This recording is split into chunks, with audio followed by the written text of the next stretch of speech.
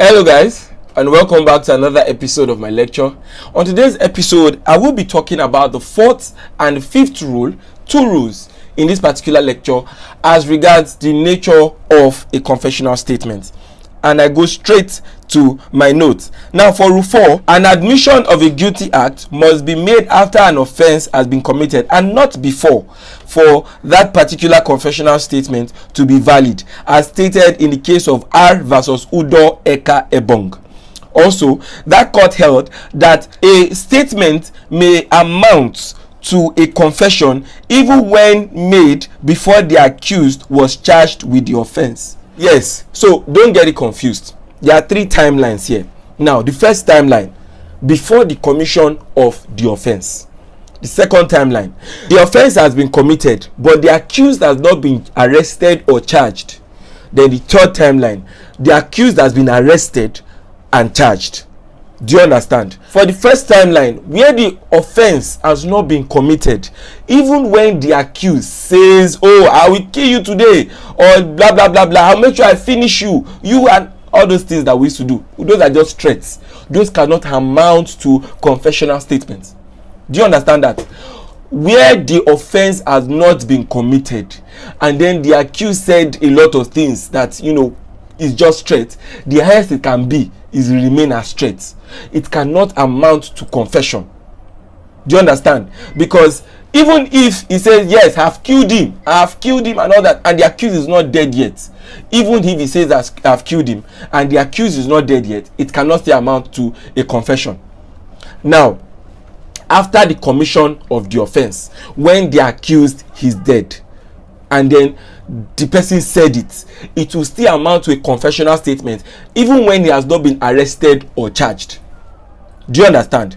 It will still amount to a confessional statement even when he has not been arrested or charged. Note that when we are reading the definition of a confessional statement, it doesn't say that a confessional statement must be made before a policeman alone, which means that the accused might have confided in his friend that he killed Mr. B, and then his friend comes to testify in court that the accused testified to him that he killed Mr. B, will still amount to confessional statement. It's not necessary that it must have gotten to the police station and then the police is the one. No, all those formalities are not necessary. However, it most likely the court would believe it when the policeman is the one that said it.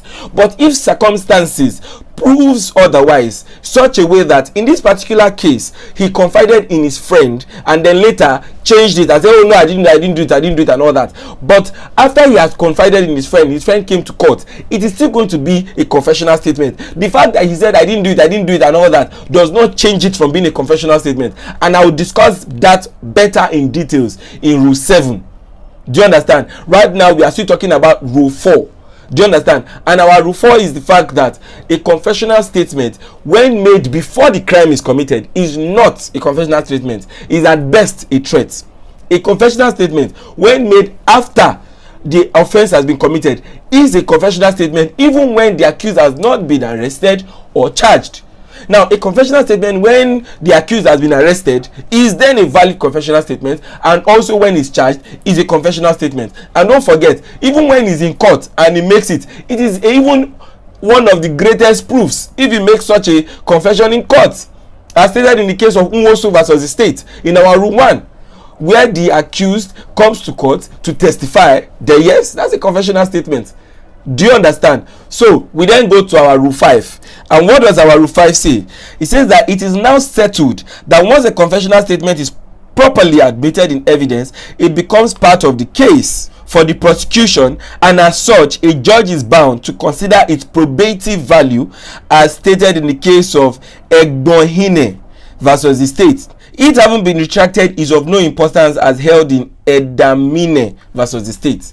So here the rule is, once a confessional statement has entered, the fact that the confessional statement has entered very well, the court should make sure that it weighs the probative value of that confessional statement. What does it mean to weigh the probative value? It means that the court will have to look at all other surrounding circumstances of the case in line with that confessional statement. Don't forget that that confessional statement is already solid proof without more that the accused did it. However, it is also very important that we look at certain other factors in relation to that particular confessional statement, and those factors will be things that I will be discussing in the rule 6 of this particular lecture. So I will see you in my next lecture. I'll be able to explain better rule 5 and rule 6 as regards probative value and the court weighing certain things when giving his judgment on a particular confessional statement. So I will see you in my next lecture.